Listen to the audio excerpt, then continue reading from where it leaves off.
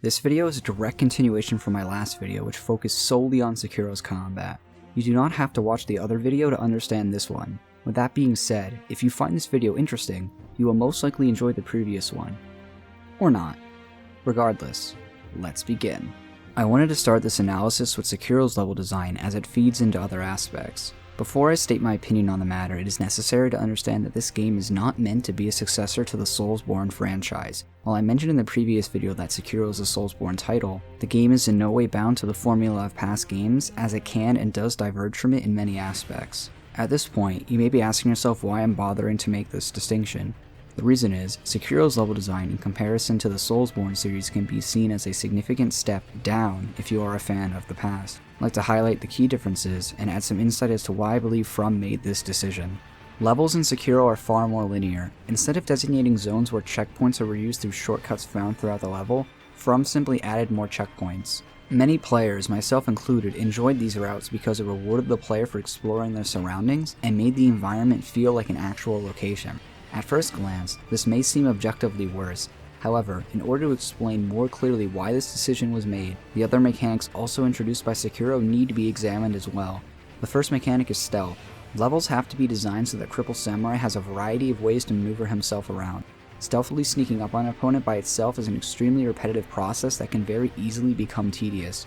Only by providing unique methods of performing this task through clever level design does the mechanic truly begin to shine. The other factor is the movement system. Cripple Samurai is far more agile than any of the other chosen heroes in previous titles. Maybe the Undead Curse saps away your ability to jump, or lift your feet slightly higher than it was necessary for walking. Wonder why they aren't called the vertically challenged heroes. I mean, this guy's crippled and it doesn't seem to bother him all that much. Everyone's favorite cripple can shimmy along, jump off of walls, run at an accelerated pace, and grapple himself from hook to hook. This amount of freedom cannot be utilized appropriately if the places Cripple Samurai traverses are not designed to take advantage of the new movement. Let's compare the Harada Estate and Ashina Castle. The beginning section of the Harada Estate does make use of the old shortcut design, but the trade-off is you are far more limited in your mobility. Conversely, Ashina Castle is the most open area available to the player, granting a wide variety of uses for the heightened movement through multiple branching paths and spaces to explore. These two ideas are at odds with one another because one needs to control where the player can go so the shortcuts are meaningful, while the other is all about giving you access to most of the area immediately. Ashina Castle does pull off a compromise of these two ideas by limiting your access to a portion of the level until you reach a specific point, where shortcut can then be used to connect the two areas. However, I don't believe this is a realistic solution. Ashina Castle can pull this off by virtue of its massive size, making the cutoff portion and the immediately accessible area feel like two separate locations. If this were attempted with other smaller open regions of the game, they would feel too limited and not grant the movement system the environment it needs to properly succeed. With all that out of the way, the question remains, was this trade-off worth it? If you had to ask me, the answer is no. While it is quite enjoyable to zoom around using the Shinobi prosthetic, and stealth can feel rewarding at times, both begin to lose their appeal because the levels don't properly supplement them. Stealth is diminished because the majority of locations don't provide interesting ways to use it. Usually the answers is sneaking up on an opponent or getting above them and dropping down for a stealth deathblow, or casually jogging up behind them. There isn't anything inherently wrong with this as long as the journey to that kill tested the player's creativity. However, in Sekiro this just isn't the case. Many levels make it so simple to get these types of deathblows that the process is trivialized. I'm not arguing every single stealth encounter has to be as intricately designed as a game based around the mechanic, but sprinkling in some hidden routes to stealth deathblow a mini-boss, or some other substantial enemy, would add more variety to the mechanic. Imagine instead of jumping on Lone Shadow Longswordsman from above, you could find a hidden path underneath a ravine nearby to get the stealth deathblow. Movement in Sekiro is smooth and crisp for the most part, and is definitely a step in the right direction, but it tends to be the same thing over and over again. Most areas in Sekiro can be traversed by looking for the next grapple point and running around. Ledge hanging and shimmying are rarely utilized, to the point that I can count the amount of times I use them on my hand in any given playthrough. The levels in a game dictate how you're going to use the movement to traverse them. If the areas only require you to look for grapple points and run around, that's all you're going to do. Let me provide some examples. Mibu Village is mostly flat and linear. All you have to do is run straight through the level to the Corrupted Monk, and the entirety of the Sunken Valley path is mostly just looking for the next area to grapple to. Instead, the levels could have some variation where you shimmy across, wall jump, and ledge hang to name a couple of methods. That's not to say the grappling hook is bad or uninteresting. The jump to the Snake Eyes mini-boss is visually impressive, as is the dive down to the Ashina depths. Maneuvering from across rooftops in Ashina Castle is also quite entertaining. The problem here is all these locations require you to do the same thing and aren't mechanically unique. Now that I've been somewhat negative about Sekiro, let's be a little more positive. The locations in Sekiro are, for the most part, fairly diverse in their environments and are visually impressive. The first area, Ashina Outskirts, is snowy and mountainous with a focus on verticality. The next area most players will visit is the Harada Estate, which showcases one of the game's wow moments in terms of visuals. This location serves as a contrast to the outskirts, with the level having far more greenery and the fact that it is literally on fire. Some other differences are how grounded and tightly packed the location is. Other notable places are the Lush Forest leading up to Senpo Temple, the graveyard of Buddhist statues before the Guardian 8 fight, the bleak atmosphere of Mubu Village, and my favorite area, the ruins of the Fountainhead Palace. All of these locations engender a unique atmosphere of their own and usually provide some sense of wonder for the player as to what exactly transpired. The exception to this is Ashina Castle. On its own, the castle is fine, but I can't overlook the game resetting your checkpoints twice, so you have to go through the entire location 3 times. I wasn't pleased about this during my first playthrough, nor any other playthrough really, and the whole process felt very forced. At least on the first reset, there were new enemies and mini-bosses to be found. When the game dared to do it yet again, I was shocked. The number of levels Cripple Samurai can visit already feels limited, and now I have to go through Ashina Castle for the 3rd time? No wonder the cripple wants to die in Kuro's place. I would too. A key component of many games that is heavily influenced by level design is exploration. Before I give my thoughts on Sekiro's exploration, I think it's important to understand why players explore the world of Ashina. The main reasons I have developed are finding a rare secret item, fighting a new challenging enemy, seeing something visually stimulating, or discovering something new about the world. Let's get the negative out of the way first. Sekiro has a low number of items worth finding throughout the world. The only procurable items of value in Sekiro are gourd seeds, shinobi tools, and prayer beads. Everything else is entirely lackluster or has an insignificant impact on the game. Predominantly, you will be finding coin purses, balloons, pellets, or items to get rid of status effects. Now all of these items have some kind of use, but I can't say I was ever ecstatic to see most of them. Coin purses are great in the beginning, but the smaller ones stop mattering as the game advances and the larger ones are far rarer. I personally never used the balloons and was always disappointed when finding them. Pellets are similar to coin purses but are more useful for a longer period of time, and the various status effect items were always disappointing to pick up. This is especially true once you start acquiring the various gourds that make them completely obsolete. Speaking of the gourds, you never have to find any of them, and they're all sold by merchants. A group of items I haven't mentioned yet are the various prosthetic tool upgrade materials. I find this group difficult to categorize because there were times I was definitely happy to see them, and others where I could care less. The more common ones are definitely not a significant find, as they are eventually sold infinitely and dropped by many enemies. On the other hand, the more advanced materials such as adamantine scrap and fulminated mercury were drops I always enjoyed seeing. It's plain to see that the value of these items depends on what the player currently requires to upgrade their tools and how much of the material they have. This makes their value fluctuate, so it's challenging to assess how useful many of these materials are. I'll say this, the early materials tend to lose their value over time, but this can be said of any game, and doesn't really have a negative impact on exploration. With that out of the way, the items worth finding are extraordinarily easy to locate. Every gourd seed is found right along the main path. The only exception is the one in the Sunken Valley, and most prayer beads are dropped by mini-bosses which are also primarily found on the main route, or in locations you have already been to. I'll get back to the mini-bosses later. Some well-hidden prayer beads are the second visit to the Harada Estate, the one in the building near Gyobu, and the one hidden underwater in Senpo Temple. There exist a few others as well. The candies can be useful but are entirely replaced by the Spiritfall items dropped by the Headless mini-bosses. Most of the other rare items, such as Divine Confetti, can be purchased from vendors. Some of them can even be bought infinitely past a certain point in the game, and even a gourd seed and prayer bead can be purchased at least once from merchants. I don't think this is a good practice, and it doesn't help that many of these vendors are found directly next to a Buddha statue, or are extraordinarily easy to find. Not that I think hidden merchants is a good alternative either. It's a crime that all of the pieces of the Dancer's Mask can be bought from NPCs that are in relatively simple locations to find. This item set, along with items of similar value, should have been hidden carefully throughout the entire world for eagle-eyed players to locate. Instead, I walk up to some talking pot whose aspirations in life are to become a magical red-eyed carp and throw some scales his way. Damn, that sure was fulfilling. Optional mini-bosses and other challenging enemies found throughout Ashina fare a little bit better than items do, but only slightly. There are a significant amount of optional opponents to be discovered in Sekiro, although many of them are not very challenging to find. An example of a well-hidden enemy is the Headless found at the beginning of the Sunken Depths. It's located in a completely optional area that may not be discovered by the player, and requires the Mibu breathing technique even to fight. A poor example of an optional foe, purely from an explorative standpoint, is Lone Shadow Masanaga the Spearbearer. Not only is this guy a mouthful, but he doesn't even carry a spear. Wait, what if another part of him is a mouthful?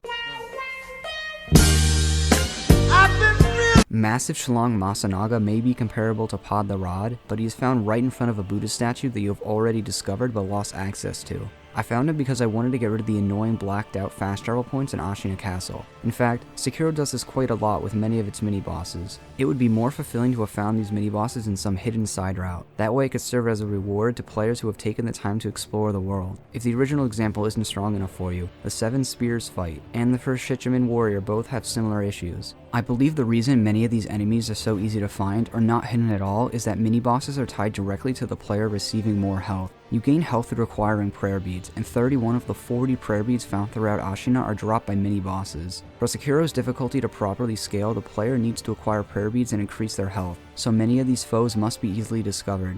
I won't even put forward the pretense that I understand game development, but it seems having fewer prayer beads and only needing 3 beads to increase health in the game would help solve the enemy problem. With fewer beads, more mini-bosses could drop optional items like the Dancer's Mask pieces. Since these opponents are now dropping optional items, they can be cleverly hidden throughout levels instead of in the open. Sekiro does have the Shichiman warriors, which are all optional fights that drop unique items. However, they are all in easy to discover locations, or Sekiro gives an obvious hint as to where they are. Look, I'm not saying every single challenging enemy should be hidden, only that Sekiro is lacking in these types of encounters and more of them would be a welcome addition. In terms of visuals, Sekiro does provide stellar sceneries and interesting locations to explore. A place that always sticks out in my mind is the underwater section of the Fountainhead Palace. There's nothing quite like it in the game, or in many other games that I've played. Gazing upon the fallen structures and realizing just how deep the water is gave me a sense of wonder and awe. Also, the double underwater Headless fight is a unique encounter that is decently hidden. Another location is the giant snake god's lair. The massive snake's body is a constant reminder of what you are dealing with, and the entire cave gives off the aura that you are not supposed to be there. I mean, there's some strange wall demon trying to kill you the whole time, so I would assume you got that feeling.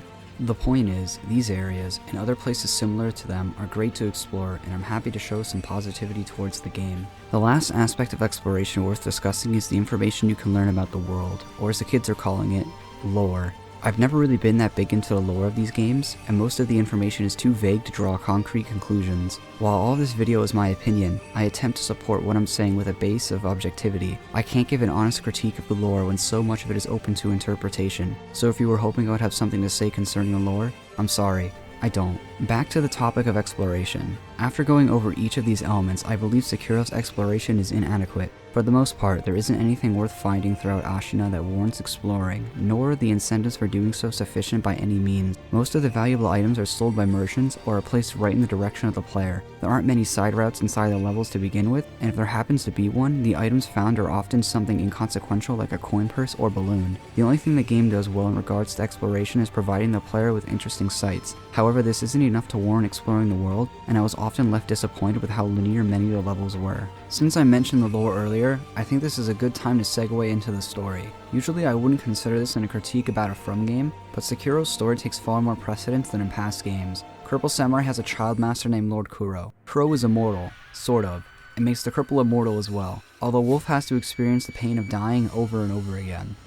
More like hundreds of times, you little shit. All you do is sit in this goddamn dusty library while I'm getting my soul pulled out of my ass for you. Sorry about that. Anyway, the story goes like this. You try to rescue Kuro, you fail, wake up in some guy's hut, go to save Kuro again, succeed, get sent on a fetch quest to find 3 items, your dead father comes back and you square up for a duel, go to the Fountainhead Palace, mess up some giant wood dragon thing, grab its tears, somehow use this to end immortality? Wait, hold on, what? Kuro or you die in the process after fighting the reincarnated version of this world's head badass at his peak strength? Who wrote that? That's a terrible line. Hold on, scriptwriters, I'm omitting a lot of details here, and even some other endings. Overall, I feel the story is unfinished, and some aspects such as character motivations and actions don't make any sense. My main example is the entire Harada estate. It's 3 years in the past, and the characters treat you like you were already the divine heir shinobi, but when you go to rescue Kuro, he has no idea who you are and resurrects you because of your fierce loyalty. Are you reliving the events of the Harada estate, or are you going into the past and making a self-fulfilling prophecy come true? Why is Awa arranging the attack if not to kidnap the divine heir? He stabs you in the back. Why didn't he steal Kuro and leave? Why doesn't Wolf remember everything? Why did Awa wait 3 years to attack? Clearly he didn't care if Isshin was still around. Why does Isshin sit around and let his entire kingdom get taken over? Why is there a door connecting the dilapidated temple in Ashina Castle? Why does my girlfriend love me anymore? Why are so many of the combat arts so goddamn useless?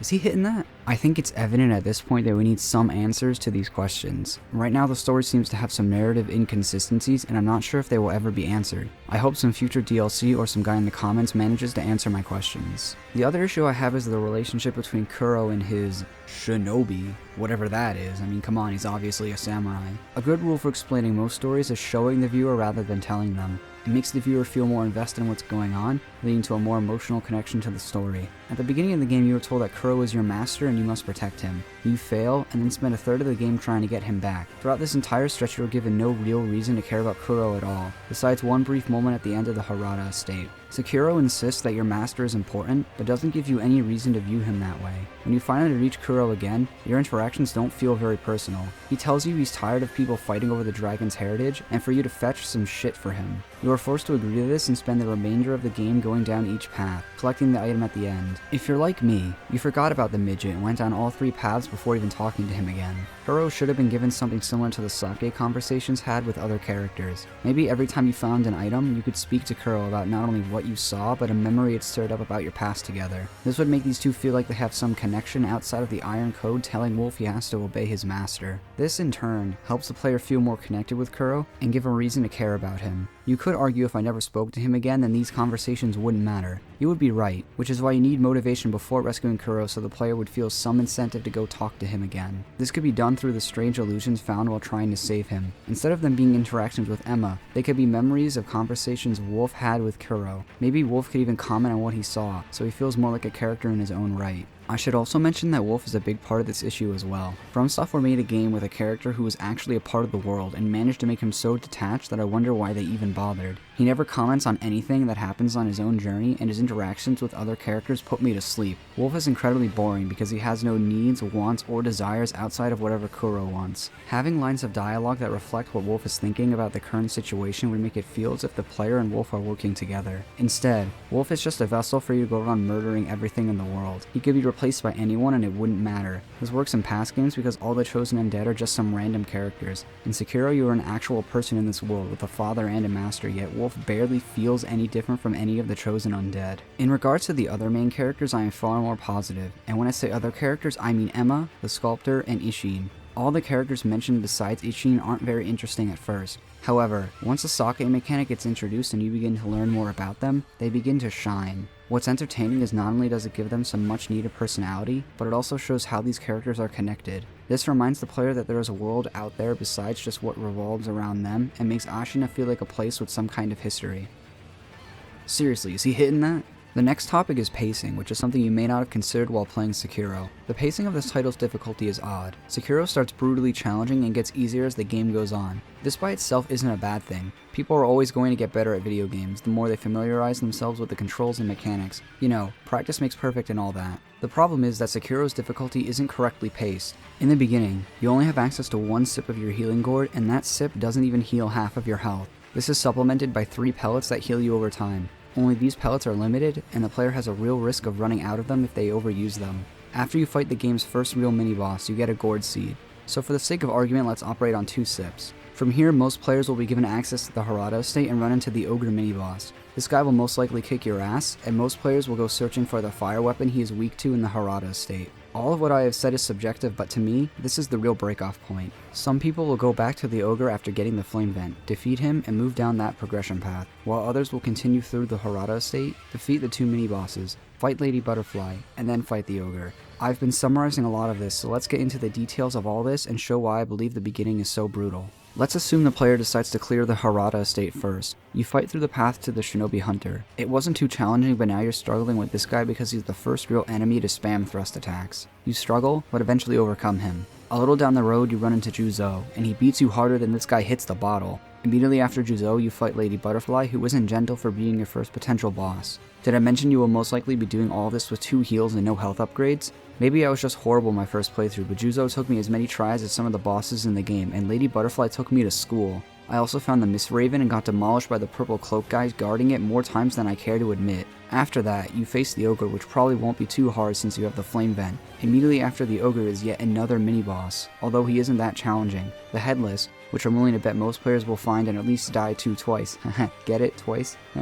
Laugh!